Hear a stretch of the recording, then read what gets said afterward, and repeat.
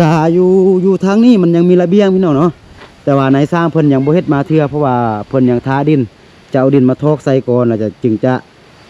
ตั้งเสาระเบียงเติมเนาะนี่เสาระเบียงก็อยู่นี่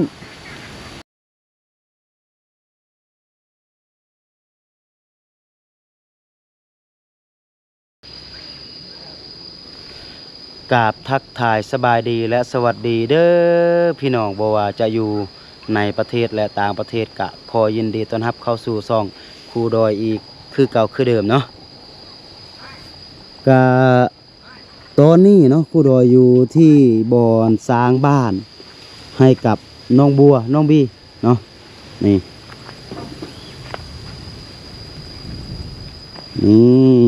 เนาะก็คือครูดอยจะพาพ่อแม่พี่น้องมาอัปเดตการสร้างบ้านให้กับน้องบัวน้องบีเนาะว่าเดี๋ยวนี้สร้างไปหอดคันใดแล้วพี่น้องเอ้ย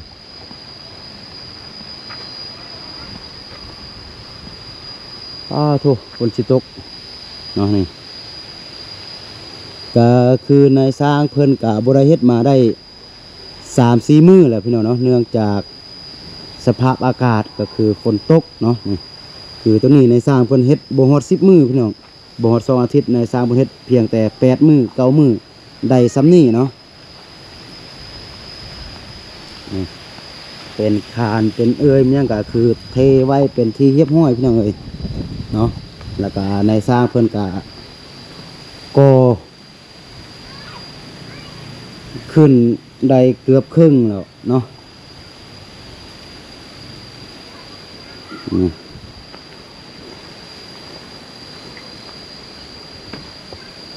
ขาดมันยังมันเทเป็นที่เรียบร้อยเนาะส่วนทางนี้ก็จะเป็นห้องครัวกับห้องน้ำพี่น้องเอ๋ยเนาะครัวทางนี้จะเป็นห้องนอนมี2 ห้องนอนเนาะคือห้องนอนที่1แล้วก็ห้องนอนตัวที่2แล้วก็ตัวนี้จะเป็นห้องน้ำตัวนี้จะเป็นห้องครัวเนาะโถ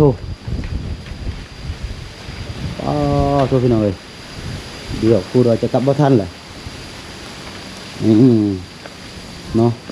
ก็คือเดี๋ยวนี้นายซาเพิ่นยังทาดินเพราะว่าดินเดี๋ยวนี้ก็คือรถเข้ามาบ่ได้พี่น้องเนาะเพราะว่าเฮาคาที่ว่าจะใส่ดินอยู่บ่นี่เพราะว่าเฮือนน้องบัวน้องบี้แล้วก็มันอยู่ลุ่มพี่น้องเนาะนี่ก็คือตอนนั้นครูโดยเอาแฮเนาะนี่เอาหินมาทอกใส่อยู่ลุ่มนี่แต่ว่าหินมันหมดเดี๋ยวนี้นะแล้วก็ครูโดยสร้างมาใหม่แต่บ่นี่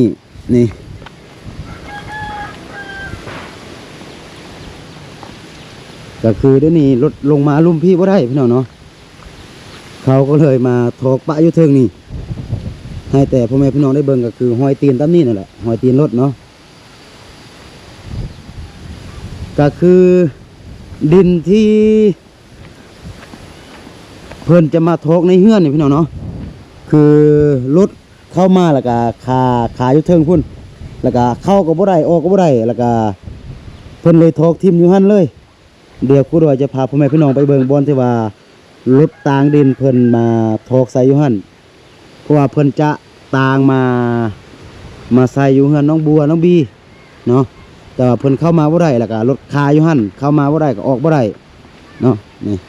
เฮือนก็ยังเป็นแบบนี้เนาะก็อยู่ทางนี้มันยังมีระเบียงพี่น้องเนาะแต่ว่าในสร้างเพิ่นยังบ่เฮ็ดมาเทื่อเพราะว่าเพิ่นยังท้าดินจะเอาดินมาทอกใส่ก่อนแล้วจะจึงจะตั้งเสาระเบียงเติมเนาะนี่เสาระเบียงก็อยู่นี่เนาะโถลมพี่น้องเอ้ย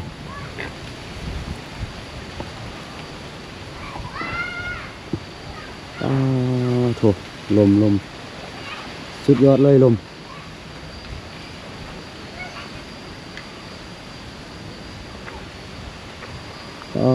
โถสงสัยกูดอยจะถ่ายคลิปบ่จบเนาะพี่น้อง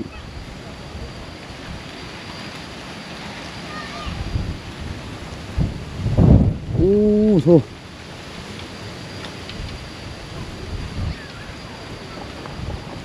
นี่กะทางเทิงมันยังกะตอกมาเป็นทีเรียบร้อยเนาะ ใส่ปานลมปานทรายเป็นที่เรียบร้อย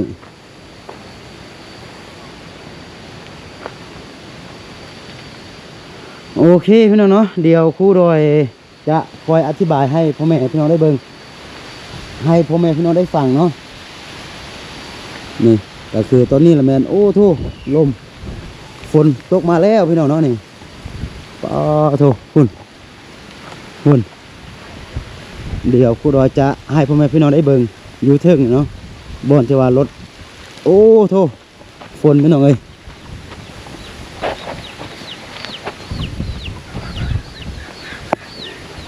โอ้โธ่ทั้งลมทั้งฝน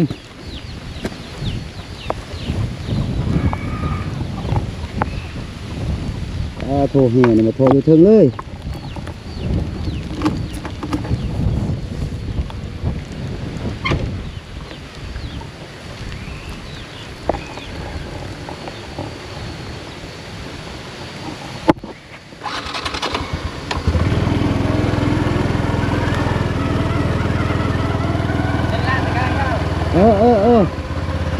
มาเรียกเลย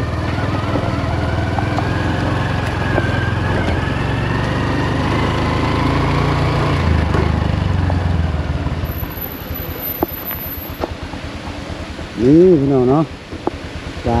บนนี่เป็นดินที่ว่าเจ้าของดินเพิ่นตางมาแกมาจะไปใส่อยู่ที่เฮือนน้องบัวน้องบี้แต่ว่ารถของเขาเจ้าเข้ามาฮอดบนนี่ก็คือค่าแล้วก็เข้าบ่ได้ออกบ่ได้พี่น้องเนาะก็เลยทอกดินลงไว้อยู่บนนี่เนาะลงทิ่มอยู่นี่ก็คือ1คันรถโอเคพี่น้องเนาะหลังจากคือมีลมมีพายุมาพี่น้องเนาะคือครูดอยก็อัปเดตให้กับบรรดาพ่อแม่พี่น้องเบิ่งบ่ค่อยละเอียดปานใดเกี่ยวกับบ้านของน้องบัวน้องบี้พี่น้องเนาะก็คือช่วงนี้มันถึกช่วงยามฝนพี่น้องโดยเฉพาะช่วงระยะนี้เนาะช่วง2อาทิตย์พี่น้องคืออยู่ฝั่งลาวนี่ฝนตกทุกมื้อพี่น้องบ่ฮู้ว่าอยู่บ่อนอื่นสิตกหรือบ่นะเฉพาะอยู่ทางเหนือของลาวนี่คือฝนตกทุกมื้อซึ่งว่ามันเป็นปัญหาให้กับนายสร้างเพิ่นเฮ็ดเฮือนพี่น้องเพราะว่าคือนายสร้างเพิ่นเฮ็ดมื้อนั้นแล้วก็เพิ่นก็ได้โทรหาครูดอยว่าแห่หมดบัดนี้ครูดอยก็ได้โทรไปหาเจ้าของที่ว่าเพิ่นตางแห่ตางทรายมาขายนะแล้วก็บัดนี้เจ้าของเพิ่นก็ตอบครูดอยว่าช่วงนี้ฝนตกแล้วก็เข้าไปบ่ได้พี่น้องก็ต้องได้ท่า 2-3 มื้อนั่นแหละหลังจากนั้นมีฟ้าแดดน้อยนึงพี่น้องเนาะมีฟ้าแดดน้อยนึงแล้วก็เพิ่นก็ต่างแห่มาแล้วบัดนี้เพิ่นลงมาทางลุ่มหันมันบ่ได้พี่น้องเพราะว่ามันเป็นดินมันอ่อนแล้วก็มันมืนแล้วก็เลยทอกแห่นปะอยู่เทิงหลังจากเพิ่นทอกแห่ปะแล้วก็เพิ่นจะเอาดินมาบัดนี้แล้วก็เอาดินมาก็มาฮอดอยู่บนหันแล้วก็บัดนี้มันคาบัดนี้จะมาทางหน้าก็บ่ได้จะถอยมาทางหลังก็บ่ได้เพิ่นก็เลยทอกดินทิ่มอยู่ทางรถอยู่ทางเข้าบ้านน้องบัวน้องบี้หั่นล่า1คันรถทิ่มปะอยู่หั่นเนาะกะตัวนี้ครูดอยก็บ่ฮู้ว่าเพิ่นจะว่าแนวใดกับครูดอยเนาะเพราะว่าเพิ่นก็บ่ได้โทรหาครูดอยเทื่อเพราะว่าครูดอยก็มาเห็นแล้วก็ส่วนการอัปเดตบ้านของน้องบัวของน้องบี้พี่น้องเอ๋ยเนาะก็ครูดอยจะมาอัปเดตเป็นแต่ละระยะพี่น้องเนาะเพราะว่าถ้าหากว่าครูดอยมาอยู่พี่เลยจนกว่าบ้านของน้องบัวน้องบี้แล้วก็คือมันเป็นไปบ่ได้พี่น้องเนาะเพราะว่าอยู่ทางบ้านครูดอยก็มีเวียกแดนะแล้วก็ถ้าว่าจะมาอยู่นี่แล้วก็ถ้าอัปเดตบ้านของน้องบัวของน้องบี้ก็คือเฮาจะบ่ได้เฮ็ดเวียกอันอื่นเนาะซึ่งว่าครูดอยจะต้องได้กลับไปอยู่บ้านพุ่นแล้วก็4-5 มื้อ 3-4 มื้อก็จะได้เดินทางมาเทื่อนึงก็ถ้าหากว่ามีฝนแดดครูดอยก็ น่าจะเป็นอาทิตย์พุ่นมาเทื่อนึงเพราะว่าถ้าหากว่าฝนยังตกคือช่วงนี้คือการไปมาการสัญจรของเส้นทางพี่น้องคือกับคลิปที่แล้วที่ว่าครูดอยลงให้กับบรรดาพ่อแม่พี่น้องได้เบิ่งเส้นทางทางฝากเฮามันยังบ่เป็นทางลาดยางหมดเนาะมันยังเป็นทางลูกรังบัดนี้ช่วงมีแดดช่วงยามแล้งก็เป็นทะเลฝุ่นเป็นฝุ่นเนาะแต่เฮาก็ยังไปได้พี่น้องเป็นฝุ่นเฮายังสามารถใส่แมสแล้วก็ใส่หมวกกันน็อกแล้วก็เฮาก็ยังขี่มาได้เนาะบ่มีปัญหาแต่ก็คือถ้าเป็นยามฝนก็คือถนนมันเต็มแต่โคลนเต็มแต่ตมแล้วก็มันก็ลื่นได้เนาะก็คือโดยเฉพาะครูดอยที่ใส่มอเตอร์ไซค์ไปมานี่ก็คือไปยากพี่น้องช่วงหน้าฝนเนาะไปยากก็เลยเฮ็ดให้ครูดอยนี่มาอัปเดตบ้านน้องบัวน้องบีนี่บ่อันนั้นเนาะบ่เลื่อนลายบ่จะว่าอะไรบ่แบบมันบ่ต่อเนื่องเนาะแปลว่าครูดอยมาอัปเดตบ้านนี่มันบ่ต่อเนื่องเพราะว่ามันเจอฝนแบบนี้นะเนาะก็เลยโดนๆก็จะมาอัปเดตให้กับบรรดาพ่อแม่ได้เบิ่งเทื่อนึงแต่ว่าการสร้างบ้านตัวนี้เนาะพี่น้องก็คือเฮาตามใจน้องแก้วผู้เป็นแม่ของน้องบัวน้องบีเนาะเพิ่นมักแบบใดก็ให้เพิ่นบอกในสร้างเพราะว่าครูดอยก็สร้างความกับนายสร้างแล้วบอกว่าถ้าน้องแก้วมักแบบใดก็เฮ็ดให้เพิ่นแบบนั้นเพราะว่าเฮาเฮ็ดเฮือนเฮาต้องตามใจผู้อยู่พี่น้องเอ้ยเนาะก็คือน้องแก้วมักแบบใดก็จะได้สร้างแบบนั้นเนาะถ้าหากว่าบ่อนใดหากว่านายสร้างหรือว่าน้องแก้วบ่ฮู้เฮ็ดหรือว่าบ่เข้าใจก็คือเขาเจ้าจะโทรหาครูดอยถ้าหากว่ามันก็คือกรณีที่ว่าอยากให้ครูดอยมาเบิ่งด้วยตนเองก็คือครูดอยก็จะได้เดินทางมาแบบนี้พี่น้องเนาะก็จะประมาณนี้พี่น้องเนาะสำหรับการสร้างบ้านให้กับน้องบัวน้องบีเนาะก็จะเจอปัญหาน้อยนึงเพราะว่าเป็นช่วงหน้าฝนเนาะแล้วก็อีกอย่างก็คือบอนสร้างบ้านน้องบัวน้องบีนี่ก็คือมันอยู่ลุ่มแดนะการที่ว่ารถจะเข้าไปก็คือเข้าออกก็ลำบากเนาะแม้กระทั่งก็คือปัจจุบันตัวนี้ก็คือฝ้าทั้งสองข้างในสร้างเพิ่นก็ก่อแล้วก็บางบอนเพิ่นก็เทคานทับไว้แล้วแต่ว่าเฮายังบ่มีดินที่ว่าจะใส่อยู่ในเฮือนย้อนหยังก็ย้อนว่ารถมันต่างดินเข้ามาบ่ได้แบบนี้เนาะก็โอเคเนาะสำหรับคลิปนี้ก็จะประมาณนี้เนาะแล้วก็คืออยากมาอัปเดตการสร้างบ้านน้องบัวน้องบีให้กับบรรดาพ่อแม่พี่น้องได้เบิ่งเนาะสุดท้ายนี้ครูดอยก็ต้องขออวยพรให้พรเนาะให้หมดสู่ครูสุกคนที่ว่าเข้ามาเบิ่งคลิปนี้แล้วก็ผู้ใหญ่ใจบุญที่ว่าทรงเทียนทรงฮ้อนมาสร้างบ้านน้องบัวน้องบีเนาะ